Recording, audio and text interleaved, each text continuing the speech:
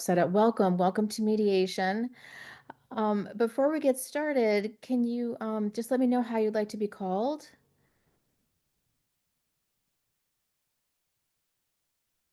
Sure. I'm happy to get us started. My name is Dylan. You can call me Dylan. My screen name says Mr. Coleman. I'm the contractor in question for this particular mediation. All right, thank you, Dylan. I'm Zami. You could call me Zami, and I'm the homeowner. Okay, very good, thank you. Well, my name is Caroline Melkonian. I am a volunteer mediator with Small Claims Court, and they have assigned your dispute to me to help you resolve that. Um, So, my role here today is to help each of you have a productive conversation so that you can try to find some solutions that will work for both of you and we can resolve this. Um, in this role, I am a neutral, and that means I don't advocate for either one of you. I'm right in the middle helping you have these conversations.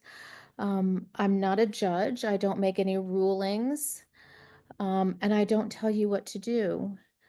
What you'll be trying to do is come up with potential solutions that can, like I said, work for each of you.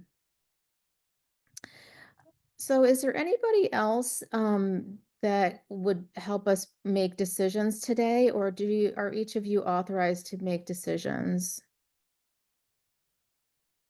No one else Yes, on my end. Same, no one else on my end. thank you. All right, so let me just run through um, the process that we're going to use today. We're going to start with meeting in a joint session. That's where each of you are together. At this point, we'll be able to hear from each of you your perspective on the dispute. Now, each of you may have different perspectives on that dispute, but each of them is very valuable. I'm going to be listening really carefully to try to capture the facts so I can understand what's going on from each of your perspectives. And I would ask that you each listen to the other person because there could be some things that you didn't know or the other person sees differently. So listening carefully to the other person might give you some additional insights that will help you generate some potential solutions. Next, we're going to move into what's called a private session or a caucus, where I'll meet with each of you individually.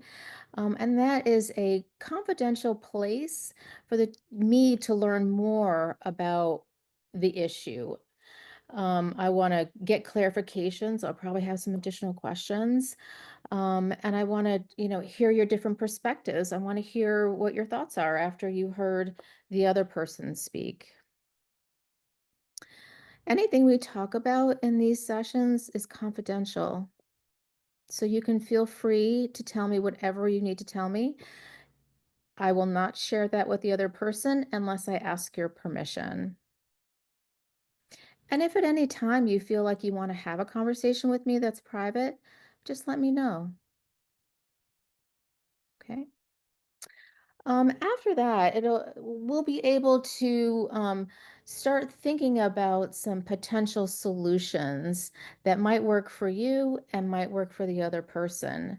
So once we start thinking of what some of these options could be, then you'll give me permission to go back and forth between the two of you to try to come to some resolution.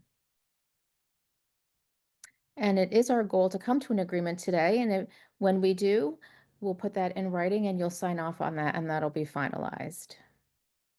Okay. I want you to keep in mind as we're going through and thinking about these potential solutions that nothing is final until the very end. So don't feel like if you offer a solution that you don't have the ability to tweak it or maybe change it at some point down the line. So we've got that flexibility to do that. Okay. Now, in final, this is a voluntary process. So at any time that you feel like this isn't working for you anymore, you want to have a conversation with me about that, just let me know. Okay. Any questions? Okay, great. Now, in full transparency, I wanted to let you know that my process is I reach out to each of the parties ahead of time. I call it a pre-mediation. Gives me a chance to introduce myself and start to gather some facts. I did reach out to each of you. Dylan, I was able to speak with you. And Zami, I did try to reach out, but we were not able to connect. So I wanted you each to know that I had tried to reach out to both of you, but only was able to talk to Dylan. So for that reason, I'm wondering if it's okay if we start with Zami and hearing Zami started the side of the story first. Is that okay? Okay, great. Zami, what would you like to tell me about this dispute? Yeah. So could you say your name for me again? I want to make sure I say it correctly. Caroline. Caroline. Thank you, Caroline. Yeah, so for me, it's really simple. I hired Mr. Coleman or Dylan to do some work on my home. Um, I have a three-story home, upstairs, a main floor, and a basement, and asked him to start at the top of the floor. So start upstairs. He decided to go against the client's will or wishes, which is me, and he decided to start in the basement. And when he started in the basement, he saw some water stains, and he suspected that might be some mold there. And so I got a mold inspection by a recommended contractor that he recommended to me and got it. Turns out there was some mold. He wanted to actually address it himself, but I told him he's not certified, and so I wanted to go with someone else. Okay, And go ahead. okay. I'm just going to repeat back what I heard to make sure I understand it correctly. You hired Dylan to do some work in your house. You wanted him to start on the second floor. Instead, he started in the basement. Okay, and now he found the mold. Okay. Right. So I found the mold, and that kind of delayed the work that we were gonna do because we need to get the mold repaired. And then it also got delayed because I was having some family, some friends come and visit. And so we got a couple of delays. My insurance, they were gonna be taking care of some of the repairs. It was gonna be included on both the levels. And since the delays, Dylan just kind of disappeared and abandoned the work. So he started it, but nothing's been finished. I understand some of the delays because of the mold. And then, like I said, I have people coming to visit me. Excuse me, sorry. I have Nope. people coming to visit me. I'm so sorry. Uh, Um, And so that's some of the delays. But he just kind of disappeared and he hasn't been calling me back, hasn't been responsive, been going back and forth regarding him making the progress and coming back and completing the work. And what's really frustrating is, I did some partial payment with him. We bartered a dog that's worth 2K. Um, and I also paid him about $400 to get some supplies, gave him another $100 to write a letter and edit a letter. He submitted the letter, but he didn't edit it. And so I did everything on my end that we agreed to. We signed a contract at the top of this year around this work. And mhm. he just kind of stopped communicating with me. And so I'm at a place now where I'm like, I need you to repay me my money, at least a 2K, for the breach of contract. He's trying to return the dog to me, but I'm like, the dog's not in a good condition. And so I can't accept the dog back. He's not in the same condition that I gave to you. Um, and he's just not being responsive, not I'm even willing to maybe do payments with him, but he just stopped communicating. Uh, so that's kind of where I'm at now. Okay. I just want to make sure I understand. You told me a lot of information about the payments that you made. Um, can you repeat that so I can write it down and fully I don't understand. I need some clarification about how the dog.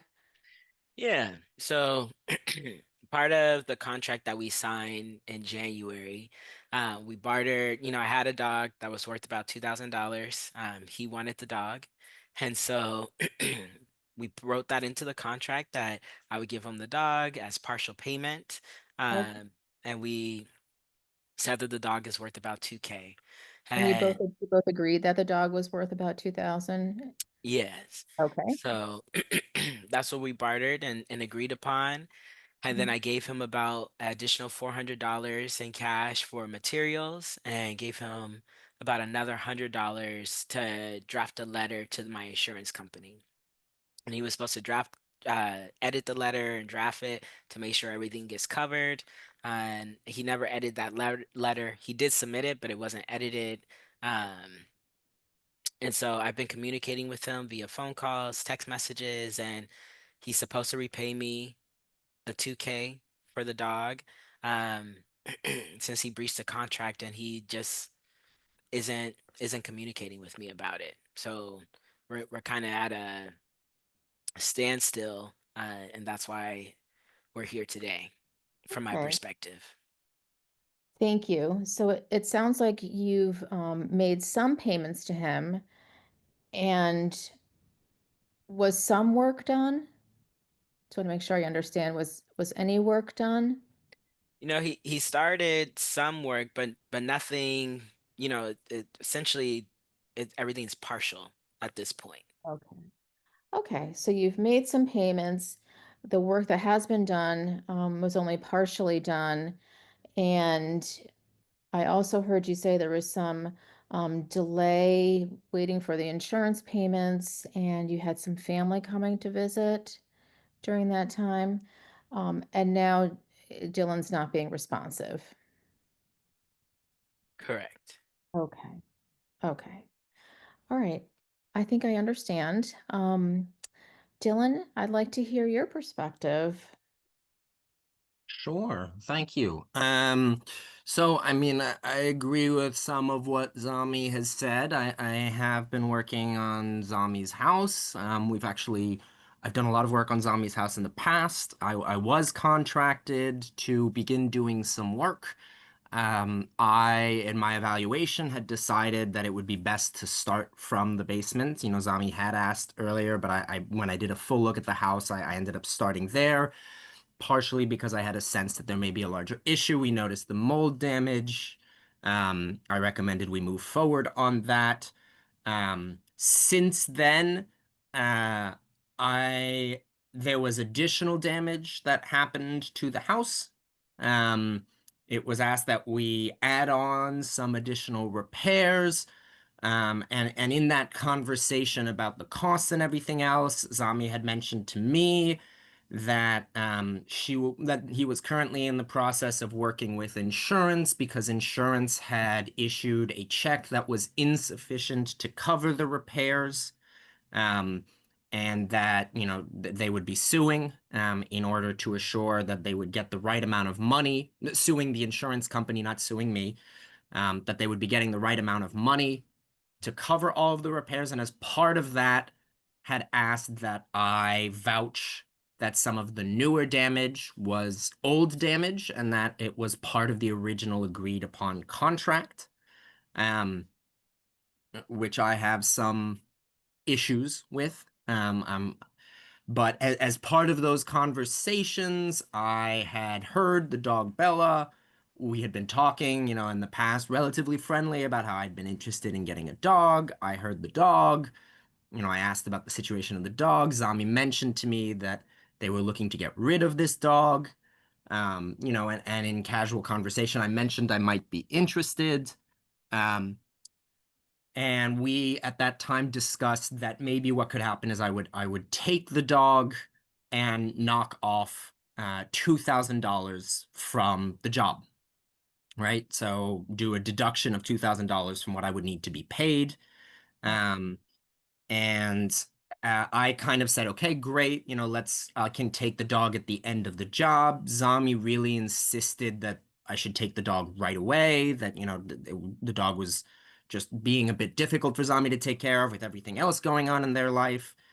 And so I agreed. I took the dog with this kind of verbal agreement that $2,000 would be deducted from the job. Um, and then since then, what has basically happened is Zami, because they don't have the money to cover the repairs, has basically canceled the contract with me, has said that they're now going to go for another contractor. I have to admit that I feel that this is in part because Zami is unhappy with the fact that I won't attest, that I won't lie for them to say that this new damage is part of the old damage. So I'm not willing to do that to the insurance company. Um, and since then, Zami has now said, okay, well, now that I have canceled this contract, I want you to pay me $2,000 for the dog. But since having the dog, I've realized this dog is sick. It requires a lot of medical care. It requires pills. This does not strike me as a new problem. This dog clearly was ill when I got it.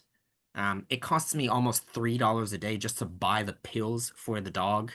Um, and I've tried negotiating giving the dog back, but Zami doesn't want the dog. They want $2,000. I don't have $2,000. I was betting on this job to pay me. That's why I argued as a deduction, not as a payment for the dog. Um, I can't really afford to take care of this dog. I do want it to be well cared for, but it's a big expense, especially if it's going to cost me an additional $2,000. So, I mean, Okay. this is my situation right now. Okay. Thank you. So there's a couple things I just want to reflect back to make sure that I have it correctly. Um, with respect to the dog, you you accepted the dog as a partial payment, and then you found out that the dog was sick. Yeah, correct. Okay. Once the dog came home with me, it was clear that the dog was not doing great and needed some additional care. And when I brought it to the vet at my expense, I was Yes. informed this dog is actually relatively sick and requires more intensive care. Okay. So you incurred an expense at the vet for that. Okay. Could we also go back to I want to understand more what you were saying about the insurance and the old um, damage and the new damage. Could you tell me more about that? Sure. So, basically, I was contracted because there were these additional repairs that Zami wanted to do, based on some older damage in the house. What are And the repairs?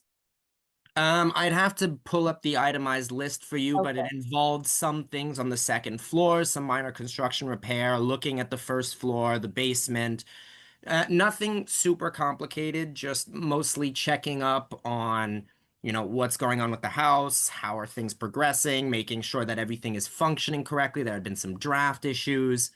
Okay. And the house had incurred some minor damage due to weather, nothing unusual, nothing too unusual. And we had agreed at that time what the work would look like. Um, I am completely willing to acknowledge that Zami had expressed a preference that I start on the second floor. I had ended up deciding to start in the basement. Just And how is it that you made that decision? just looking at the workload, and the kind of materials that would be needed, my initial thinking was it's going to be a whole lot easier to get what needs to be done in the basement done. And then working my way up will kind of just prove easier in terms of getting the materials and costs as I lay it all out. And because we've worked so many times together, I did want to do this as efficiently and cost effectively as possible. Um, so after that, there were additional damages. I think some of them were related to this incident that Zami mentioned. Um, and at that time, my understanding is Zami had already been in the process of trying to get insurance claims through. The insurance company sent them a bill for, I think they mentioned it was around 6,000, which wasn't enough to cover both the old and now the new damages. And Zami asked that I, as the working contractor, certify that the newer damages, that a certain amount of the newer damages were actually part of the old damages, so that the claim would basically cover those as well, and so that they could get additional money from them as part of their suing the insurance company for more. I see. Um, And you didn't feel comfortable doing that. I did not feel comfortable doing that. And I basically said as much, that I'd be happy to provide a new estimate or maybe see if we could do some kind of joint works thing so that there would be reduced costs and I would take on both. But obviously, I don't think that's what Zami wanted. And eventually they said that they were going to cancel the contract with me. Um, I assume to go find another contractor and maybe find someone who would be willing to certify that the new work needed was part of the old work. That's none of my business, of course, but I just didn't feel comfortable doing that. Okay. Um, I did hear Zami say that you did draft a letter to the insurance company. I did. I drafted in the original insurance claim that Zami made, saying, hey, there's all this old damage and I'm hiring a contractor. I certified what the damage as part of our contract would be. Um, and that letter, which had been yet to send out fully, was what Zami had asked me then to modify to include the additional work. I see. Okay. Is there anything else you want to tell me at this time? No, I mean that's it. I think we've talked a little bit about it and the situation with the dog. I don't have anything else. I'm a little uncertain. I've tried working this out one-on-one with Zami, but they haven't been taking my calls, and so I'm really hoping this process will go somewhere. So you've tried reaching out to Zami? I did, yeah. I tried reaching out directly. I didn't hear back. I was basically told that, I was, in order to have any further discussion, I would have to send $2,000, and we just kept getting stonewalled at that. And so, since then it's felt like we really can't have a conversation on this. Just a quick question about the dog. The pills Yeah. you said were about $3 a day. $3 a day, multiple pills, and that's not counting any vet expenses the dog may have. I didn't get a good sense from the vet of what future expenses the dog may require in terms of dealing with medical care and all. And, yeah. I see. Okay. Zami, is there anything else that you want to add? I mean, I'm a little flabbergasted. My flabbers are gasted right now because Dylan has not contacted me. That's some of the issue. So I'm a little like, what do you mean you reached out to me and you just kind of hit a wall? So that, and the dog was perfectly healthy when they were in my care. So I'm also like, I I don't know what to tell you. I didn't want the dog because I travel a lot for work.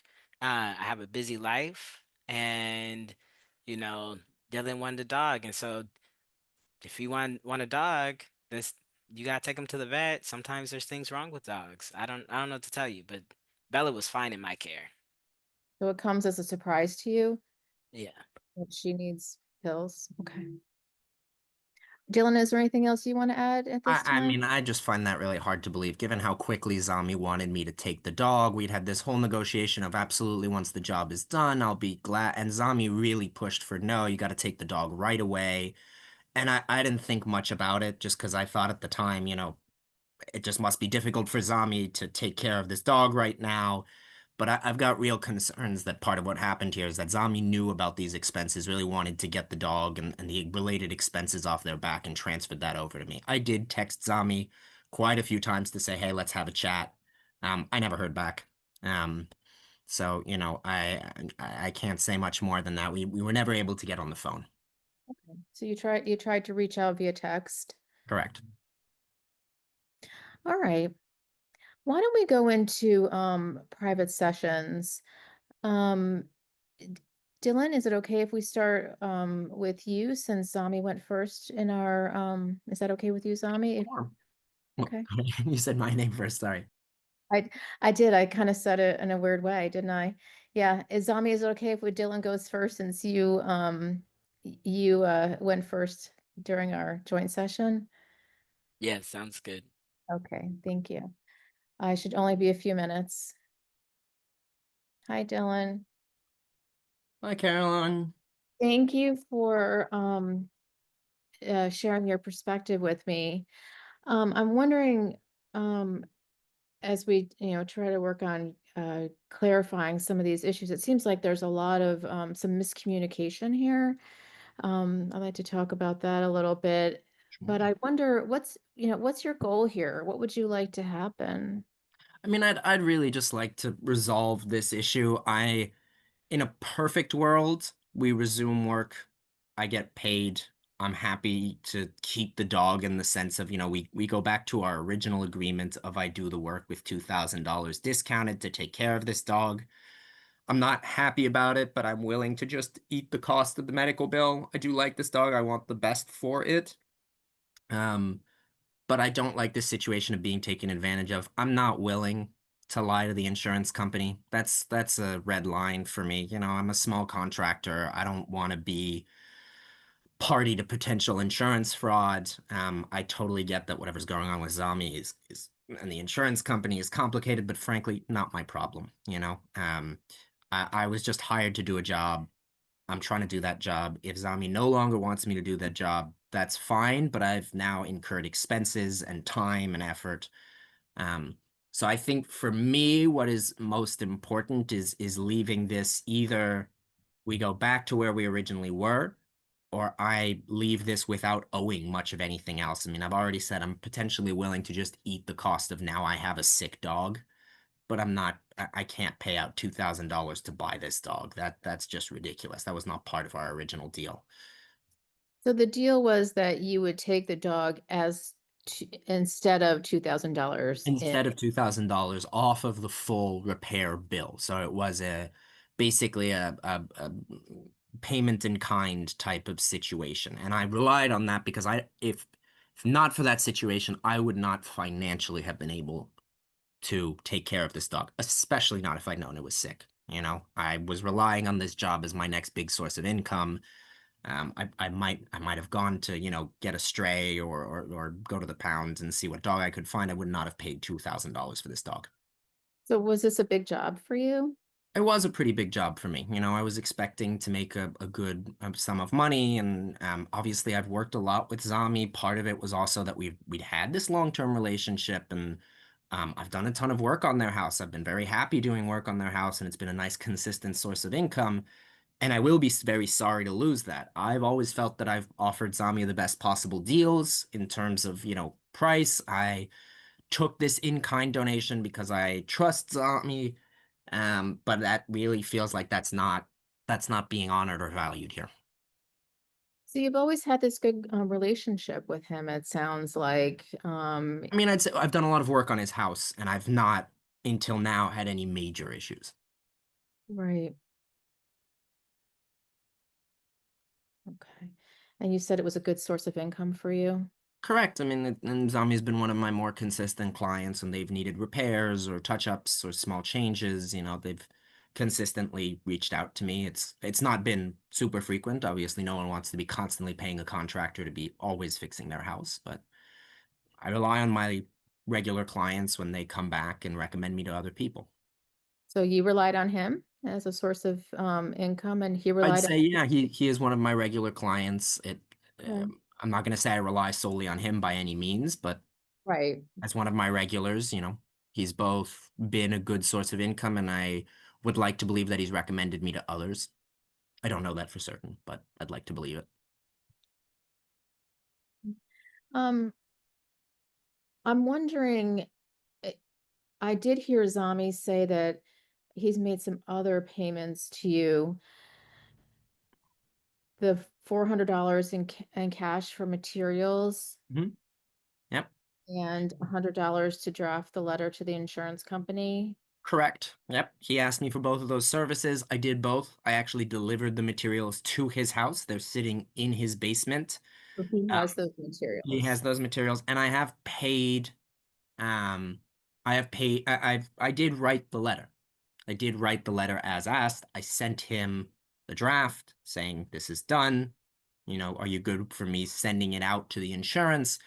And his response was, no, I now want you to certify all of this additional damage. So, yes, those initial payments were made as part of that contract, and I've delivered those things back to him.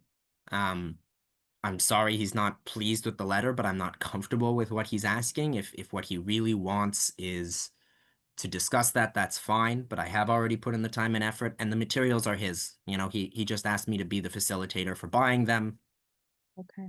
Usually I would charge a commission on that, but because I thought I was doing the job, I didn't do anything like that. And again, Zami has been someone that I've worked with in the past. So Mm. those are his. Um, we had otherwise this agreement to be paid, and yeah. Okay. I'm just wondering, is there any work that you did do or materials that you did purchase that you haven't been reimbursed for? There's been some minor work in the basement that has already gotten started. I stopped when I noticed the mold issue and told him we should get a mold evaluation first, which he did do, which is good because that was my recommendation. Obviously, there could be larger, more dangerous questions about mold, and I felt that that mold evaluation was essential. Um, I do not feel obligated if what we're really going to go forward here is a net zero situation. I don't feel obligated to be paid for just that work. I'm willing to just say, this was a small amount of labor. Because of our previous relationship, I'll forego it. It does not feel like I put in that much in the pre-evaluation phase to feel like I really need to be paid for all of this. Um, in a perfect world, I would have argued that that should invalidate the payment of the dog. Um, but that I'm not going to fight for the couple hundred to $1,000 I think the pre-work did, especially since I stopped it to recommend the mold evaluation. So you did some pre-work. And I mean, all of that's aside from my evaluation, all of that, which would typically be a paid expense anyway, to have a contractor come look at your house and make these estimations. Like I made my estimate for free. I went through the time of getting the materials, went through the time of like that. Those have all been time and labor costs for me, um, which I So have if not been you, paid for. right. And you didn't feel like you needed to because No, it's like you thought you were getting this it job. was part of the contract. Mhm. So if you were doing this outside to just a new client, perhaps, is this something you would have charged for? Estimation, usually not. For an estimation, I probably would have been fine just doing the estimate for free. Um, but yeah, everything afterwards, usually I would mark pretty specific expenses, hourly expenses, for things like materials and writing a letter. We did the standard flat rate I usually use, and then usually on top of that, I would charge time expenses, which I didn't do in this case because we looped it into the contract. Um, so What would you say your expenses would be for that if you had to charge it separately? um, I would not be particularly high, a couple of $100 more or less. If that, if we're counting the getting the materials, writing the letter, doing the pre-work, a couple $100, Mhm. probably on the lower end of things. Like that, all of that is pretty minimal work, especially since the $100 already encompasses my Right, time to write the letter. right. Um, I'm also wondering, how is it that when you found the mold in the basement, I understand no further work was performed. How was that decision made? I gave him my honest evaluation that what should happen is an evaluation should be done to determine how serious the problem was, especially because I didn't want to move forward with work at that time, not knowing what the extent of the damage was. That's a more, professionalized skill, and obviously I don't know the type of mold. The last thing I want to do is make the situation worse. So I felt at that time that that would be required, and I did make a recommendation to Zami of someone I trusted to conduct that evaluation. Um, I we had not yet discussed fully how that would be covered or not covered by contract. But that at that time I had recommended to him that we pause work briefly to basically wait for this evaluation so that then I could proceed making sure that I was really doing the kind of work that he wanted me to do and assuring the kind of quality he would have wanted. Mhm. And how does the potential mold in the basement impact what repairs needed to be made on the second floor? It didn't, if I'm being honest. It probably could have been that we moved forward. I mean, to be fair, we did that evaluation, and then I believe around that same time of the evaluation was when this additional damage occurred. And that's when, we started having more of the issue around could you please certify this work? I'll admit that that felt very uncomfortable to me. And, I was trying to discuss it with Zami, but felt that we weren't really getting anywhere. Um, and when I basically said no, Zami sort of stopped being willing to engage in the same way, and the conversation shifted more towards, I'm thinking about canceling the contract. I want you to pay me for the dog. Um, and so Oh, at that point, I was no longer comfortable continuing work because it was no longer clear to me that the contract was going to be honored. right. I understand. Um, and last thing I think I heard you said, I want to make sure I got this. It sounds like you've become attached to the dog. Yeah, I mean, I'm as much as it's suffering and sick, I do like the dog. It's been nice having a dog around. I did want to get a dog. This specific dog, no, I've now gotten used to having the dog around, and I want what's best for the dog. If what's best for the dog is going back to Zami, great, but that's not what I'm hearing from Zami. I'm not hearing that Zami cares particularly about the long-term well-being of the dog. Zami seems more concerned about what's going to happen to the $2,000 and accusing me of somehow making the dog sick, which I think is ridiculous. Um, but yeah, I want what's best for this dog. If that Oh, is that's to go the back to dog. Zami, great. If that is to stay with me, great. Okay. All right. All right. I think I've gained a lot of information here. Just want to remind you that what we talked about is confidential. I'm going to go talk to Zami. And in the meantime, I'd like you to start thinking about some ways that you can potentially resolve this. Sure, sure, happily. Okay, great. Thank you. I'll be right Thank back. you.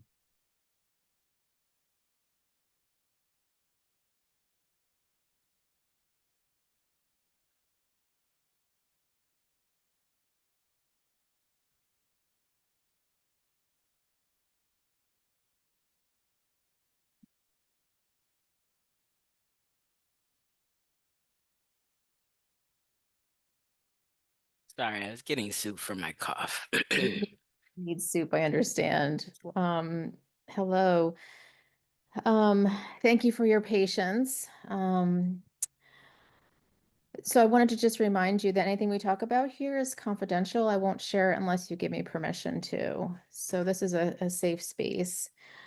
Um, so can you tell me a little bit more about how it is that the dog became was the transfer of the dog part of the initial contract, or how did that come about?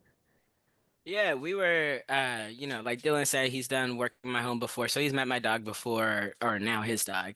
And Bella would be in the background. You would see Bella. He just talked about how he wanted a dog, and I was like, well, you could have her. Um, I travel a lot, had a lot of people come visit. My lifestyle just doesn't really allow me to be as attentive to her as, a dog should. You should be able to play with your dogs, have some sort of consistent routine with them, and my life just doesn't allow that. Your And travel so, allow it. right. So, Dylan kept saying he wanted a dog. I was like, well, you know Bella, so do you want her? And he said yes. I was like, well, go ahead and take her. And some of the idea for me is just, you know, I can't take care of her because my lifestyle. You're about to come and be doing construction. That for any dog, that could be nerve-wracking. So just take her now so she can get acclimated to your home so that, it's a smoother transition instead of her going through all this, like, stress from all the contracting and noise and so on and so forth. And then taking her, that's not a good situation. And then you agreed on how much you would take off the cost of the work in exchange. How did that come about? I said, she's a purebred, she's about 2K, and Dylan said, yeah, we can go ahead and deduct that 2K from the overall bill. So to me, if we're deducting it, you have purebred dog. We said it's about 2K. You're not finishing the work. So, and the dog's already at your house. It's better for the dog's health not to be going back and forth. That's stressful, you Mhm. know? So just pay me the money or do the work, you know, come and do the work. So how long did you have Bella? I had Bella, I think maybe a year. Yeah. Did she have all her regular visits and Yeah, that's why I'm like I haven't been told that she's been sick. She seemed perfectly fine at my house. But Mhm. like I said, I travel a lot. So So you might not know. yeah, she seemed perfectly fine. She seemed like her normal self when I handed her over. Okay. When's the last time she went to the vet? Uh, I take once a year. So yeah, so she get all her shots. And then when it's time to get her shots again, that's when I would have taken her. But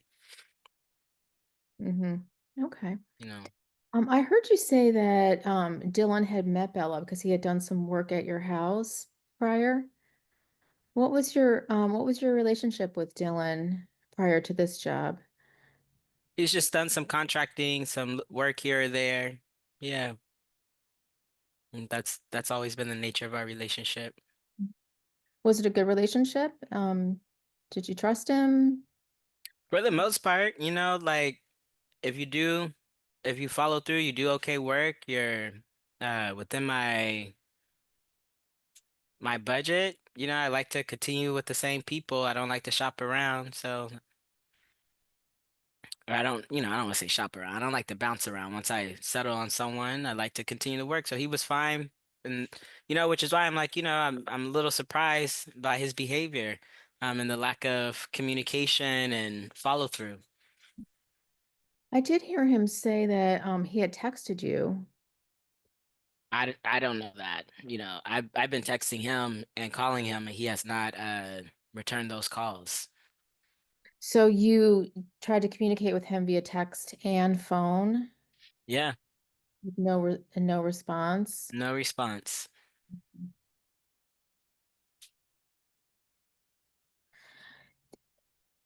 Um, Zami, have you thought about what your best outcome would be here? What would you like to see in this agreement? The work get done, Yeah. You I want the want work. the work to get done. I don't want to pay anything else out of pocket. And so my insurance will cover the ceilings, uh, include the ceiling repairs. The insurance was going to cover the work on both levels, all the levels of the floor or of the house. So for me, I just want to get the house done, and then we could call it a day. And if So, he's not going to do the work, then he needs to give me the money so I get somebody else to do the work.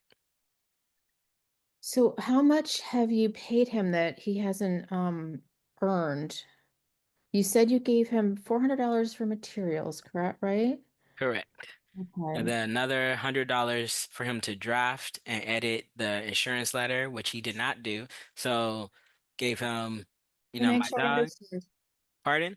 I'm sorry, let me just make sure I understand. Mm-hmm. Um, so you gave him $400 for materials, Mm-hmm. and do you have those materials? He has it. I gave him the money for him to get the materials. So So he you said, don't have, and you haven't gotten them you don't have them at your house. He hasn't delivered them. no, I gave him the, because I'm not a contractor. So I don't know what to go get. He might give me a list and I get the wrong thing. So he said it's going to be about $400. Zelled him that $400 and he went in and got the materials supposedly. Okay. So you would you like the materials? Nah, what am I gonna do with it? I'm not to repair the house. No.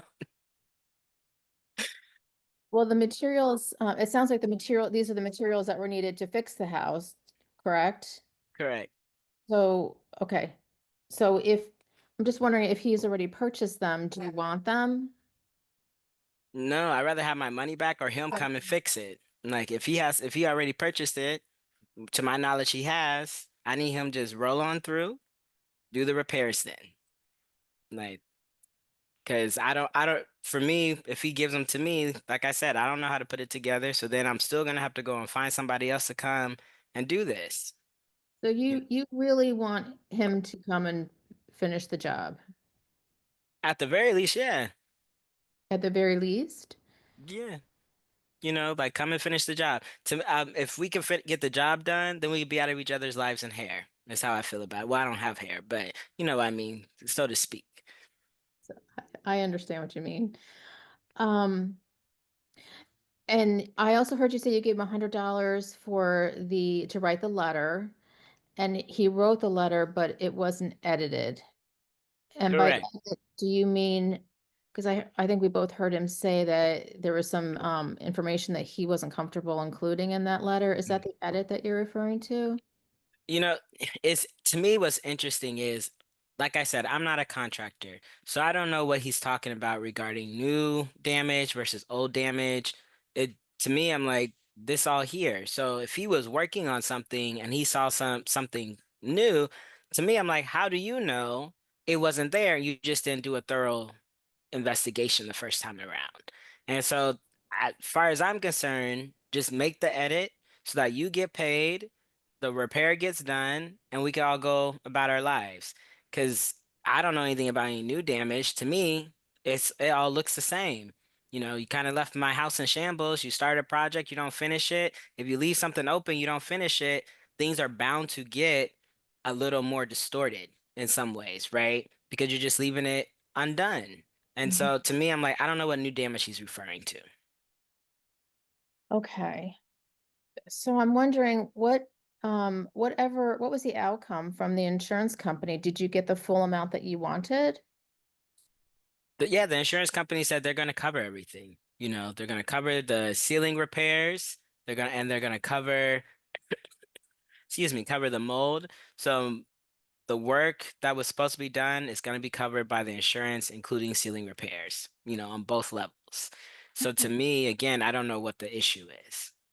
So it sounds like you have the money to pay for the remainder of the repairs that need to be done.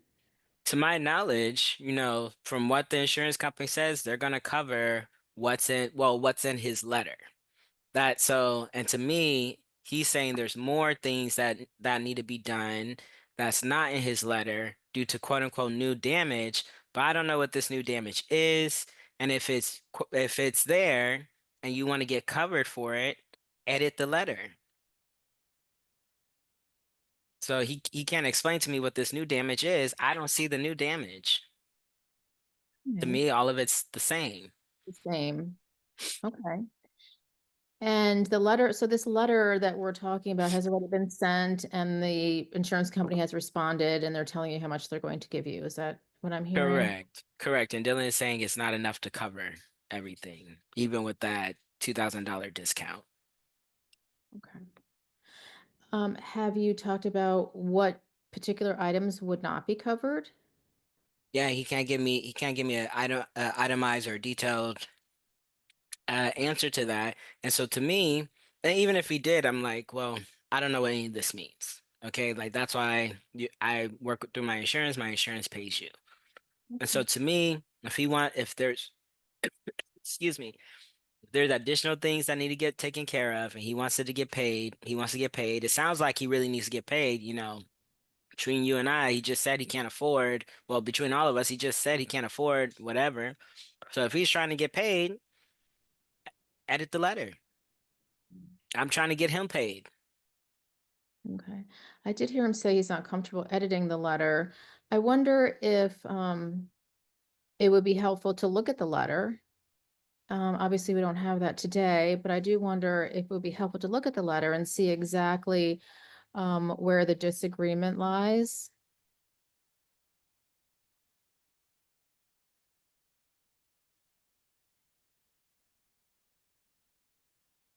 You know, Caroline, I don't care about the letter.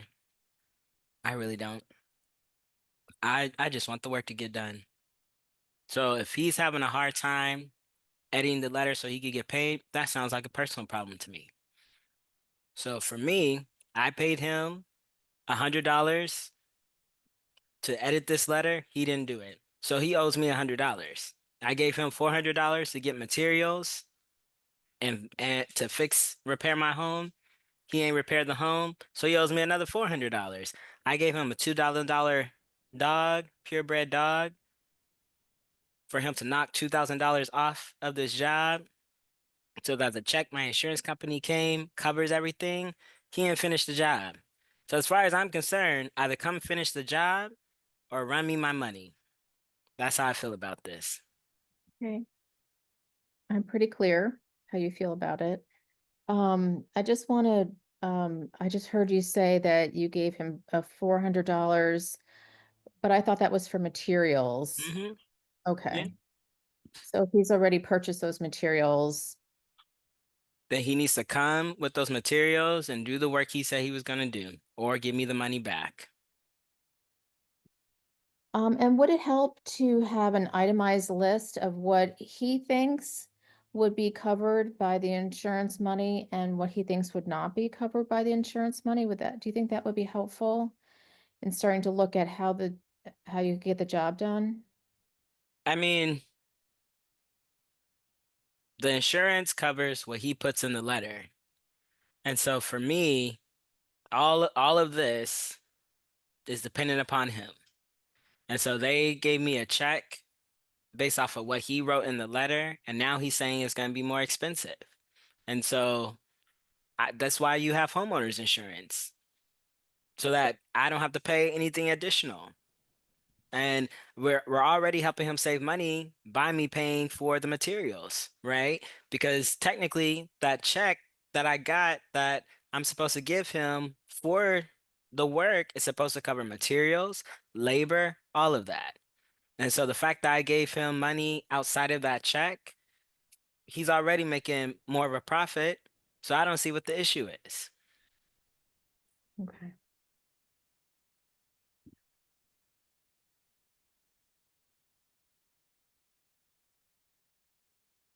Is there anything else that you want to tell me before No. I go back? Okay.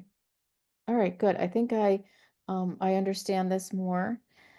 Thank you. I'm going to go back to Dylan, and in the meantime, I just ask if you could think about some potential options for resolution here. I've heard you say that you really want the job finished. Um, from what I'm hearing from you, it sounds like Dylan thinks that some things will be able to be covered by the insurance money and that there are some other items that may not be covered. Um, he also has indicated that now Bella is has some long-term medical needs that he wasn't anticipating. Yeah, that's really unfortunate. I hope Bella gets better soon. Okay. Yeah, me too. All right, if you could just take a couple minutes while I'm gone to think about some areas for solution here so that you can meet your goal of getting this job done, that'll be really helpful. And I'll be back. And again, this is confidential. Sounds good. Thank you.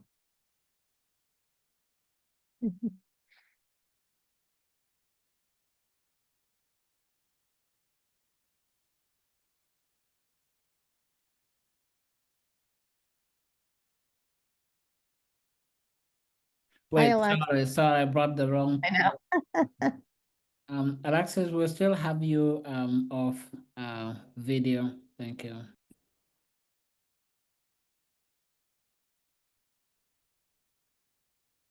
And Caroline, you saw my text, right? 8 minutes, yes. Thank you. Um, Hi, Dylan. Thank you for your patience. Dylan, have you given any thought to some potential resolutions here? Sure. I know last time we left, you indicated that you really did want to finish the job and get paid. This was an important job for you.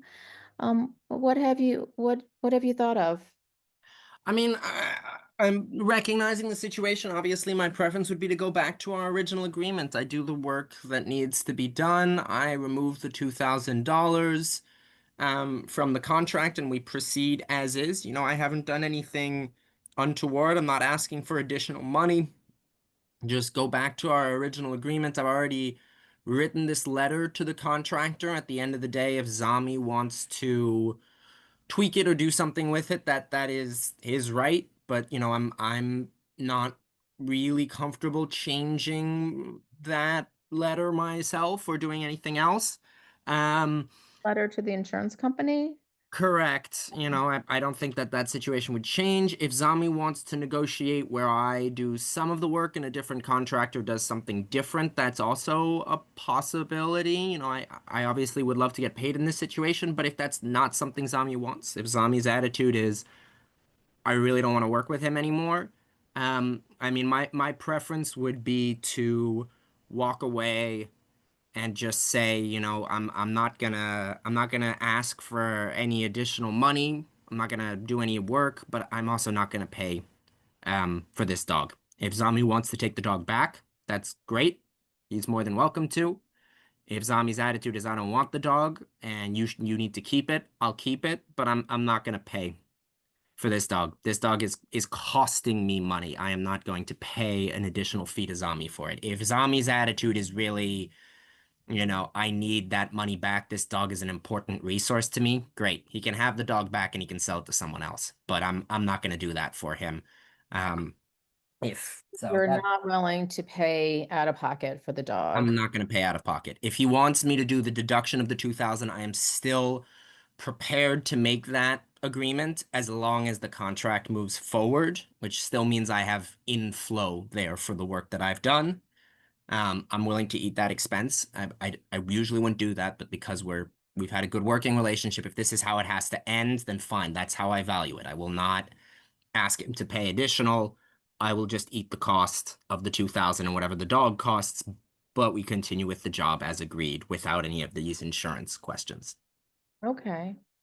So I think I'm hear you say that if the insurance issue is put to rest and it's not an issue any longer, you're willing to continue with the job. Yep, Um, mine and you're willing to take $2,000 off in exchange for Bella. correct. Correct. I am not willing to pay out of pocket for Bella. Right. And I am not willing to lie to the insurance company. I'm a small contractor. I don't want to be put in a situation where I may have to be lawyering up to defend myself. If Zami wants to sue the insurance company, that is his right, and he is welcome to pursue that. I don't want to be involved. If the insurance company asks me, what was Right. the work you were contracted to do? My answer is this is the work that I was contracted to do. This is what I saw. I'm not willing to put myself in a legally ambiguous situation. So just so I'm clear, the work that you were contracted to resolve, you would consider, is that the old? That is the old work. Old If work. Zami wants to add the new work onto this and me draft up a new estimate, also totally something I'm willing to do.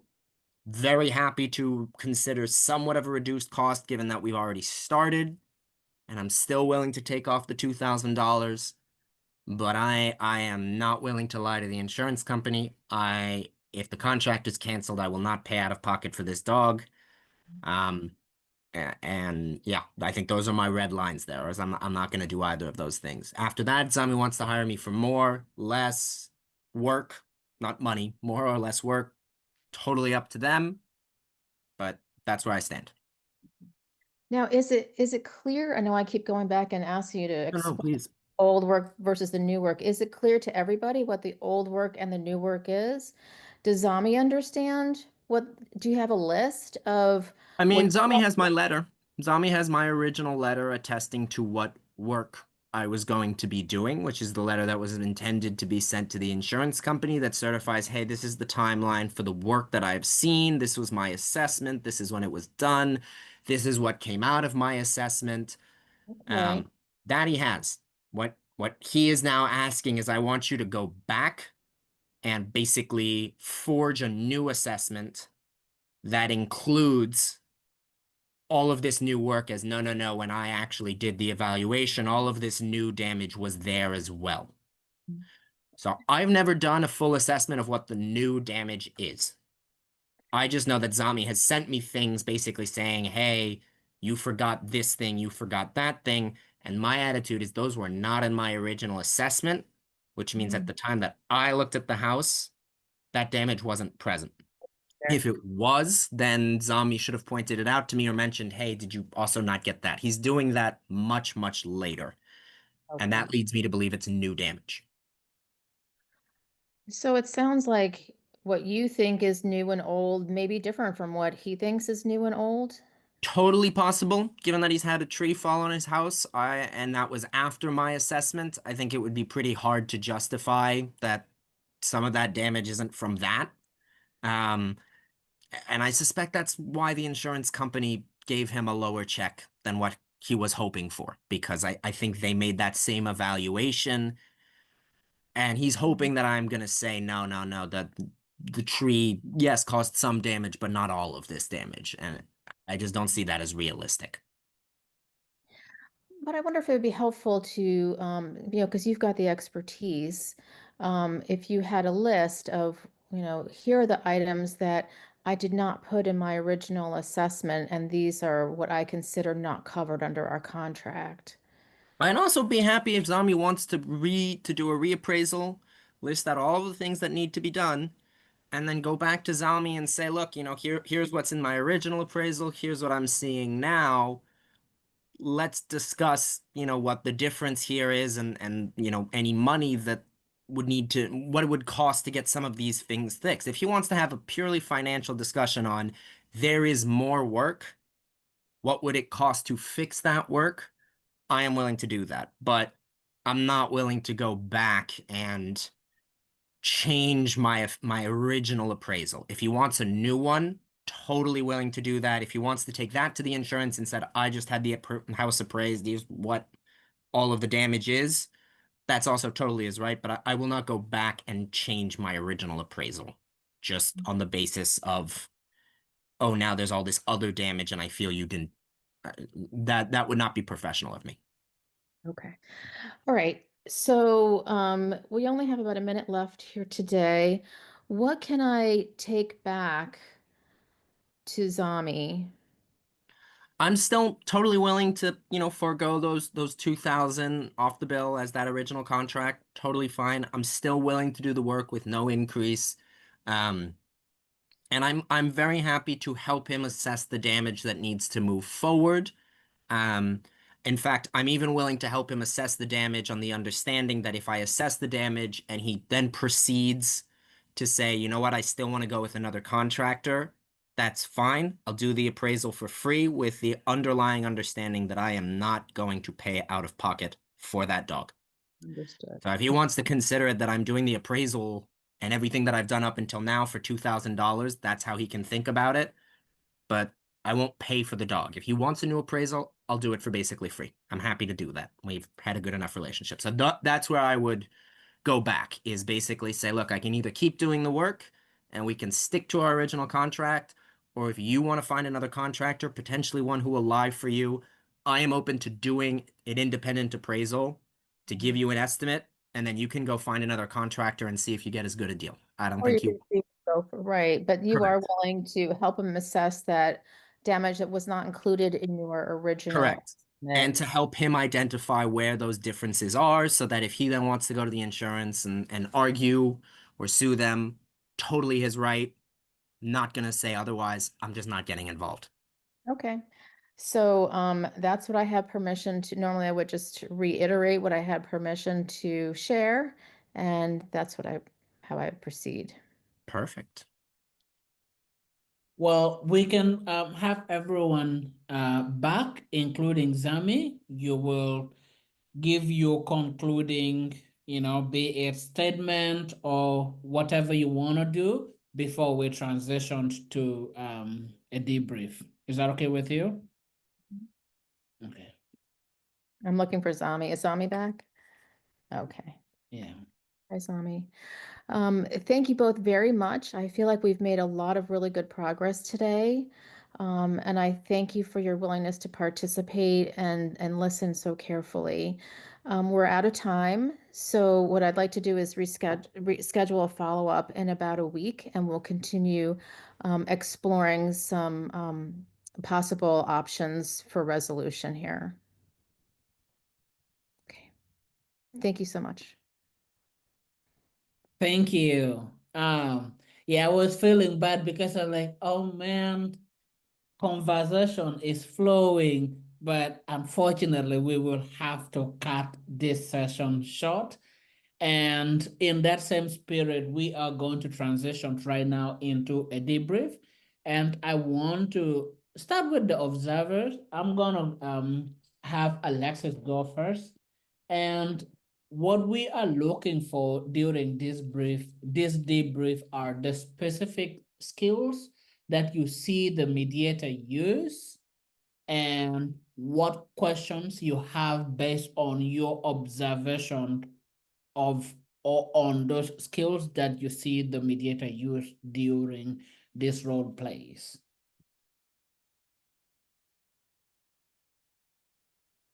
I wish you had told me that before that I would have to identify the skills. It's okay. I'll just go through the things that I really enjoyed about Caroline's presentation on mediation. I noticed that she asked how they wanted to be referred to immediately, which I had kind of put that at the end of mine. So I'm thinking about putting it closer to the top. You have a very soothing voice, so I think that's very helpful.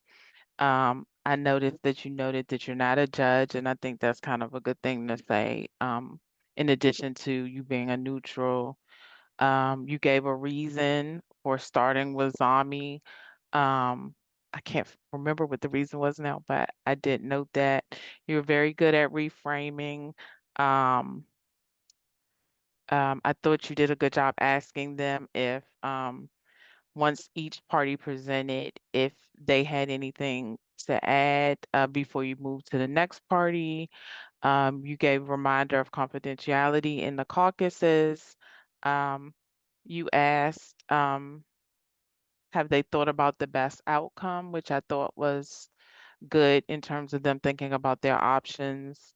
And the one thing I did have a question about is I think you had asked about the list. Like I wasn't sure if it was a recommendation or if it was something that had kind of come from the parties of coming up with a list of, it was toward the end.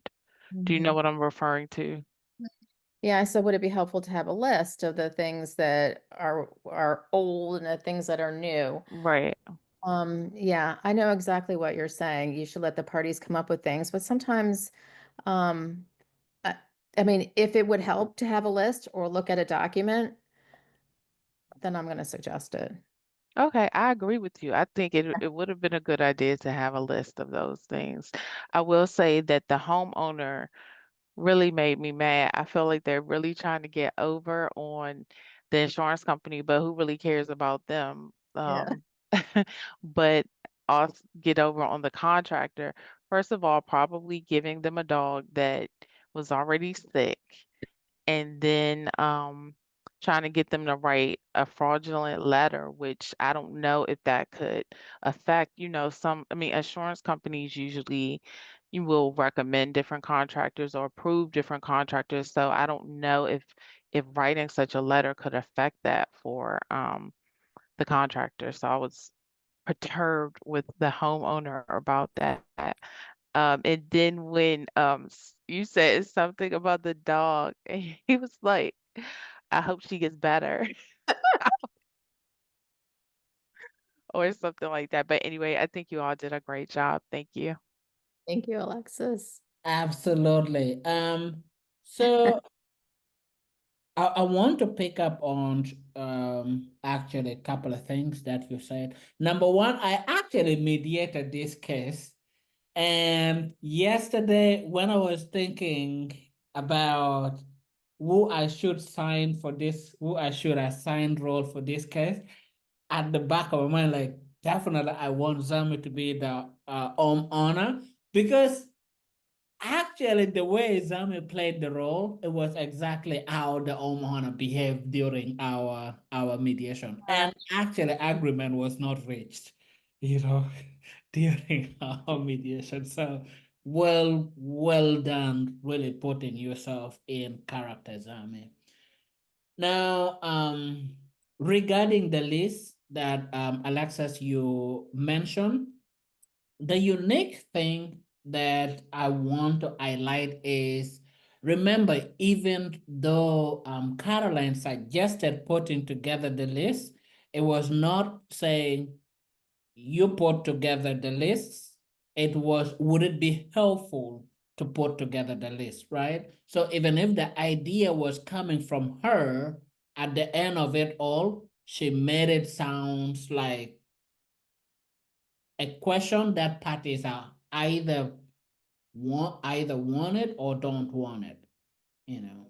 So that is the key thing regarding that.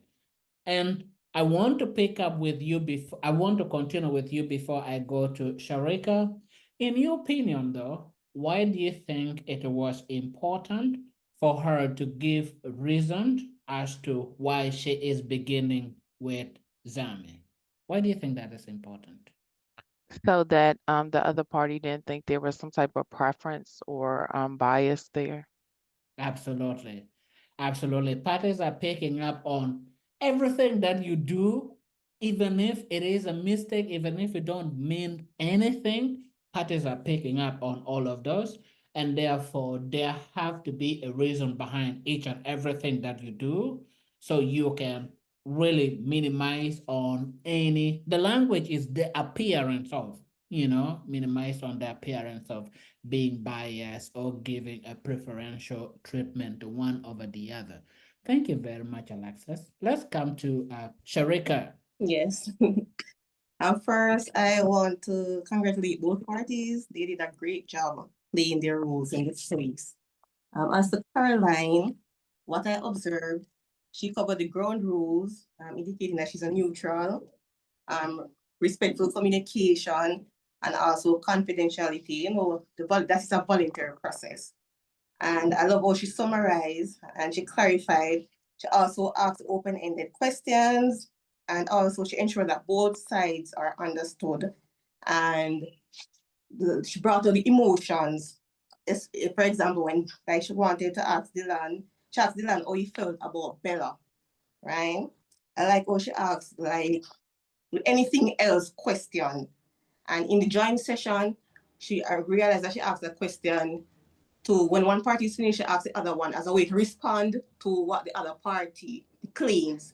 So I like that open-ended question, that anything else question in the joint sessions, so you can have respectful communication there. And for the caucus session, I like how she asked the other party consent. Like she started with Dylan, and then she asked Zami if he's in agreement to start with Dylan first. So as Alexis said earlier, and Francis, to show that there's no bias there. And she also pulled out the underlying reasons for the party's position, and I picked up on that way, asking Dylan the reason for why. Dylan stated the reason why he did not want to write about the new damage in the insurance letter. So the reason for why he doesn't want that, and it's because he's a small contractor. So you get the importance of him not wanting to do that. I like how she did not interrupt the parties. Very patient, listened, wait until they were finished, right? So they were able to express themselves. And she spent a lot of time on the central issues, which were Bella and the letter. Pull out everything about Bella and the letter. And lastly, in terms of the options, when she went back to Zami, right, as to whether the option as whether he would want the return of the material, I like how she posed it as a question and not an option, right? Not an option. She asked him, and then Dylan's Zami, at the same time saying no, he doesn't want the material, he wants the work. But it wasn't posing an option to him. It's for her to discern whether that could be a potential option, right?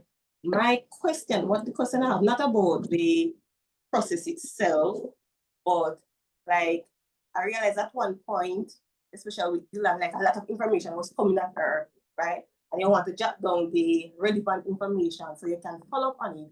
So how do you do that? Like when a lot of information is coming at you, right? And you want to pull out the relevant bits. I know a lot of active listening would be involved, but how do you process the multiple information coming at you and to pull out the relevant bits so you can follow up on it? Yeah, Yes, definitely. I'm not going to I think that in one word, if could capture everything that you said, for me, I would say, yeah, there was a strong sense of authenticity in the entire mediation process, which is very different from, I have seen mediators really I have seen different mediation, and I'm like, this is a textbook mediation. Whatever you're doing just feels like, and which is very different from, every time when I see Caroline mediating, because, she is, for me, I'm like the best word to describe it is executive present. She is calmly there. Our tone is really soothing, just like you said, and there is no point that passes without her capturing and really making sure that each and every point is touched. No stone left unturned. I think that is what I'm trying to say, right? So yeah, thank you very much, Sharika. And now I'm gonna go to the parties before I come to you, Caroline. I wanna actually start with Zami himself. Yeah. Hey y'all. It's been a little bit since we've seen each other again. Um, I did you change your intro, Caroline? I did. I Your opening changed it a little statement? bit. Yeah, I thought it was much better this time. Yeah. Yeah, Yeah, great. I was like, this seems different. So, yeah. Um, I enjoyed the new opening statement. I felt like it was more easeful. I also would say the only thing I would change is try to engage us a little bit more. And so because it I could tell that it was different. Also felt a little bit longer though because your pacing was different. I enjoyed the pacing, but I wish there was a moment to break up some of the dialogue. Okay, Um, good. but I did enjoy the change. It was noticeable. Thank you. And Um, I think you did a great job not laughing. I wanted Uh, to. I think you did a great job not laughing and trying to stay neutral. I did not feel like you were choosing one side over the other. And I, there's moments where I felt like you were like investigating, trying to figure out, okay, like what might, particularly around the dog, Bella, which just so everyone know, I have 3 dogs. I would never do that. So let me just put No, that out there. I know. I would never do that. So it was funny because I was like, I would never do this. But yeah, it felt like a little investigation around like the dog. And so like for me, in my character, I had a moment of like suspicion. And so, but I was like, I'm not gonna break the script. I'm just gonna, so I just want to put that out there. But beyond that, I feel like you did a great job. I didn't feel like you were choosing one side or the other. And yeah, I was trying to throw some curveballs to see if you would laugh, but you didn't. Um, In fact, Karen, I'm gonna get to you here in a second. I okay. want to pick up on this point of feeling a little bit, feeling sort of like Caroline was, investigating you.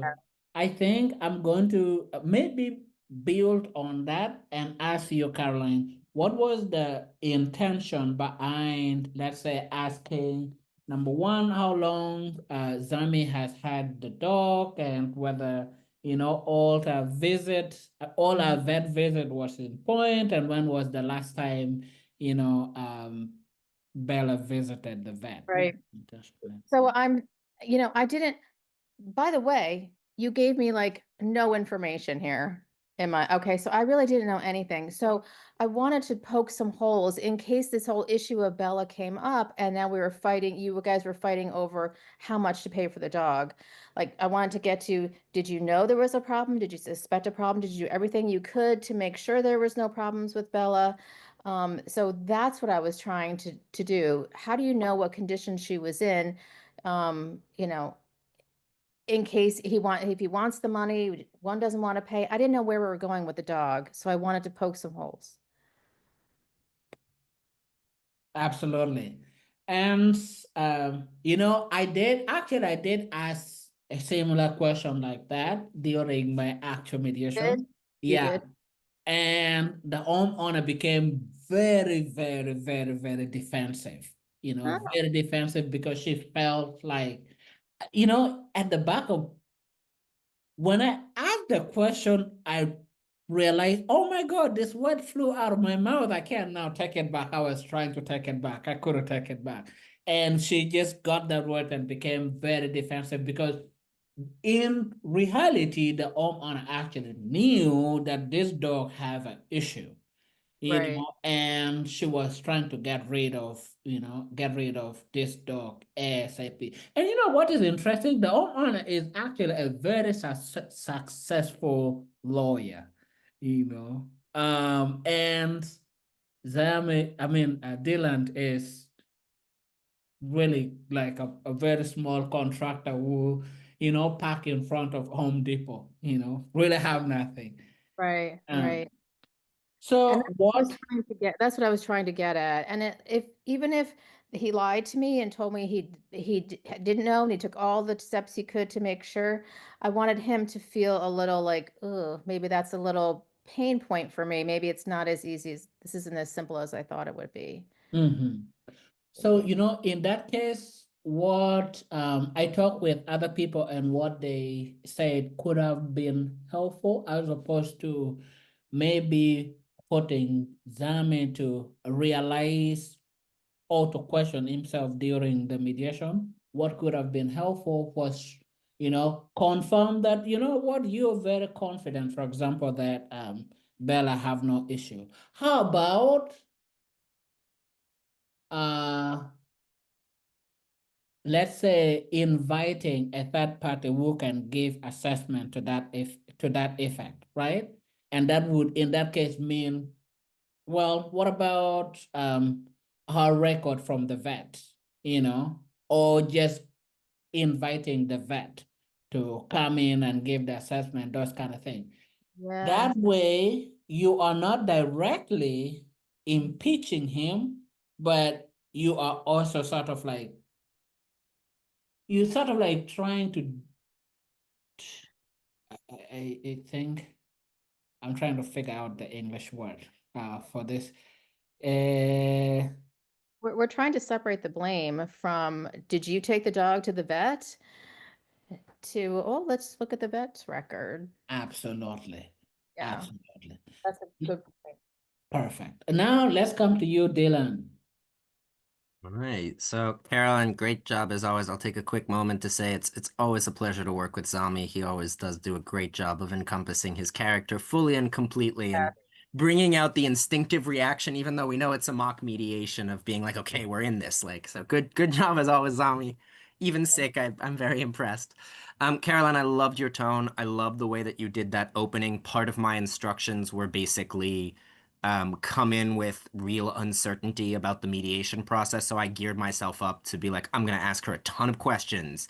And then you did your introduction, and I was like, I can think of no questions. So very good, Yeah. very well done. I thought you did really engage us. You brought us in. You did all the confidentiality statements. You did great language around saying, the idea here is to work towards something. And if we're going to get there, this is what it's going to look like.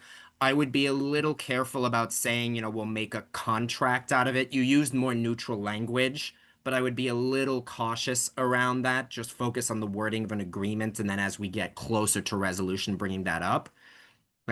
Because I don't know how parties would react to being told like we're gonna make a contract out of this, and it becomes very serious. And Did I say contract? you didn't. You said we're gonna write it up. We're gonna write up an agreement. You used language that was a little more codifying, and that was something that I remember just being like, okay, wait, should I be worried about this? Because right now I'm a contractor worried about things. But I thought it was a very minor point. Um, I agree with Zami. If there's a way to get you took a lot of great pauses. Some of them worked. Some of them made me feel like I don't know if she's waiting for a response or if I should engage. But overall, I thought your introduction was really great. You did a great job of summarizing. I would be a little careful, Zami. I don't know if you noticed this. It surprised me. slightly. You did cut Zami off slightly during his introduction to recap, which I thought was great. But I also got the sense looking at Zami that there was this moment of, oh, okay, I'm stopping now to listen and then going back into it. I would just be cautious of that, but I thought you handled it extremely well. You did a great job with me. You actually did the same thing that it sounds like you did with Zami, but I actually thought it worked great with me, which is you asked me why, was there a reasoning behind starting on the basement versus the second floor? I think that worked because in the kind of professional mindset I had tried to take on, I was like, yes, there's like a really specific reason. And you accepted that and were like, okay, great, and moved on. And I felt like it allowed me to feel like you were really listening and this wasn't an uphill battle. When you initially asked the question, there was a moment of, okay, am I being questioned on why I did things a certain way? But I felt you responded really, really well to it. Um, you did a really great job. I think both Zami and Carolyn know that I have a tendency when I start playing a party to start sharing a lot of information, and it's the panic response that I like to use. You did a great job of kind of getting back and being like, so what do you want? Like, let's, we've had all this great information.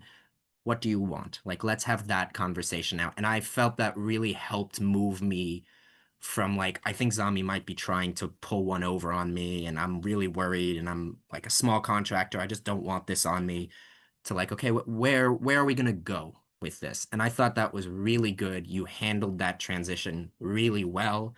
I felt like you were supportive, not in the sense of like I'm siding with you, but supportive in the sense of I'm listening and I want to help flesh out exactly what you're gonna do. So I thought you did a really, really good job. Um, and then in the talking about solutions, you also did a really good job at kind of helping me look at, some of the things I was proposing and saying, okay, like let's write down some clear points. And I know we didn't see the points, but I could see in the way you were focusing on things that you were identifying what in all of this language, what are the key things that we're willing to have, not willing to have. I'm relatively confident that we would have at least been able to have a good exchange on like, this is what's happening. Whether or not we got to resolution, I don't know. But I think you were doing all the right steps. So really, really well done. Thank you. Absolutely. I completely agree with you. Let me come to you, Caroline, before I, summarize to bring this session to an end. Well, I thought that I had really narrowed in on some areas for resolution. It seemed like there was a miscommunication in this, whatever was new and old, and I'm flabbergasted why the materials are at Zami's house, yet he has no idea. But it seemed like we could have, so I tried to focus on you guys like working with each other. You want this, I know that you both want this job to go on.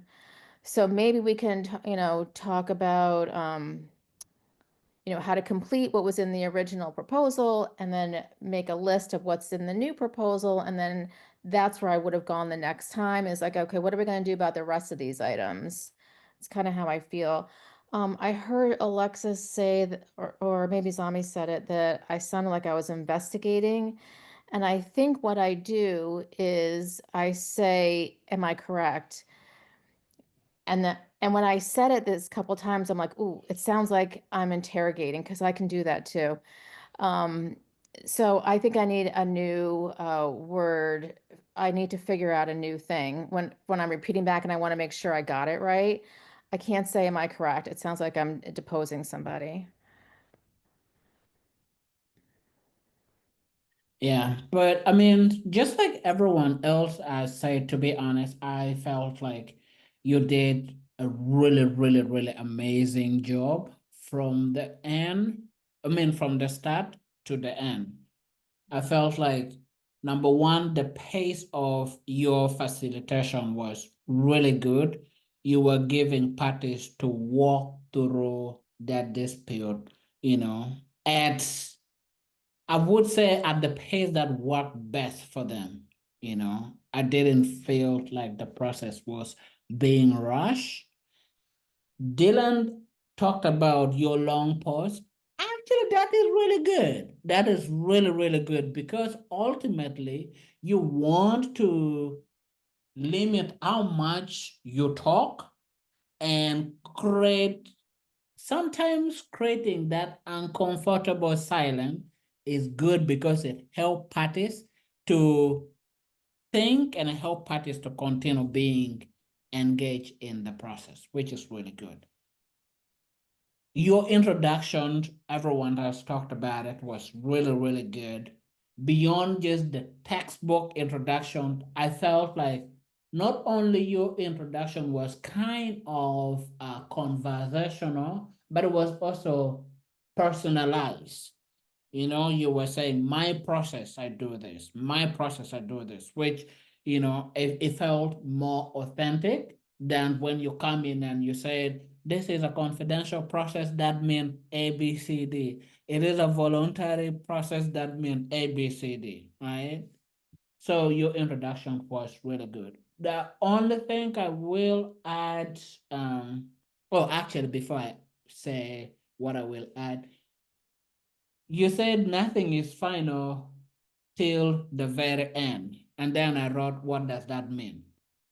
And I did go on to say that means you can don't feel like you can't tweak something or we don't have the flexibility to change something once you've offered it. So do you think there was more explanation needed? I don't want people to, what I'm trying to get at is don't be afraid that if you offer a solution, you're stuck with it because then people won't want to give a solution. Mm-hmm. So that's kind of what I was trying to get at. Is there a better way to do that? Yeah. Okay. So maybe then instead of saying until the very end, like sometimes I say nothing is final until put in writing, signed by both the parties, right? And then I will elaborate and say we're going to be here for this period of time. There is a probability you're not going to reach agreement within this period of time, but I am available to help facilitate until we reach an agreement. And that might mean scheduling another session, right? So I will expand that a little bit. Okay. And then also a little bit, let's say, expansion on I am not a judge. I'm not here to make the decision for you or on your behalf. I will expand that a little bit and talked about the interdependence of mediation process, right? That might mean there is no agreement until the both of you says yes to that agreement, right? And why saying that at the very onset is important is sometimes parties come to mediation already fixed to, their position, right? But then you want to create, let's say, that environment from the onset that parties know there is a probability you're not going to get exactly everything that you want, because in order for there to be an agreement, all of you will have to say yes to that agreement. And for me, I expand that point by saying, yeah, I like to call the agreement out of mediation a wise agreement where you get what you want, Zami also get what he wants, right? So I expand on that a little bit. Okay. Your transition, before I go to transition, your fact finding or opening statement was really good. You gave each parties to give their opening statement without responding. After all of them finish giving their opening statement, that is now when you give them the opportunity to respond, to what the other has said, and you continue by asking to ensure that, I wrote here peeling onions. You're peeling all the layers to find, all that is underneath what they're saying, which was really good. And actually, before I say my last thing, I'm going to turn to Alexa. Alexa, assuming you were the one mediating, how would you transition from fact finding to generating option? That's a good question. I don't know. And From fact finding to, I don't know. Do you have any suggestions? you just first guess. Fact finding. Well, I thought that we're going to brainstorm. Well, I think when I do mediation, I always try to focus on getting away from what happened in the past and trying to make a resolution now and moving forward. So, with the idea of moving forward, how can we brainstorm what our options are here so that you all can move forward? And What do what you, did you see Caroline did with you? Like, did you see how she transition from fact finding to figuring out what we can do from now onward? point out specifically the words that you're talking about? Sorry? Tell me exactly the words that you feel she used. Yeah. The general or the easiest transition is, what are you hoping to gain out of this mediation? That is the easiest transition, right? Because then that transition from what has happened or what has not happened to what could happen moving forward, right?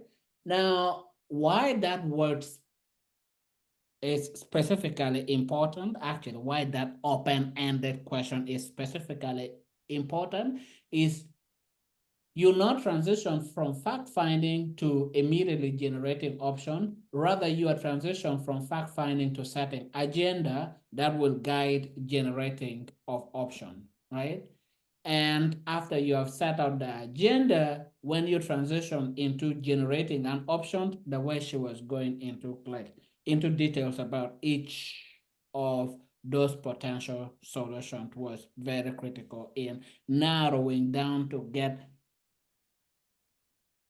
the specific kind of solutions that the parties are looking for. They say words matter in mediation and really in every kind of agreement. And I thought, she did a really good job in trying to pull out those specific I think I those wrote down that she said, "Have you thought about best outcomes?" Is that, yeah. Yeah, you can say, have you thought about best outcome? But that is now actually that question is is more applicable when you are analyzing or reality checking the options. Beginning with that question, sort of it narrow out. When you begin with that question, there is a risk of parties going into a premature evaluation. So you want to get all your options out before going to the best outcome. What else did I want to talk about? Which was the last thing? The best outcome. Oh, actually, I want to talk about mirroring.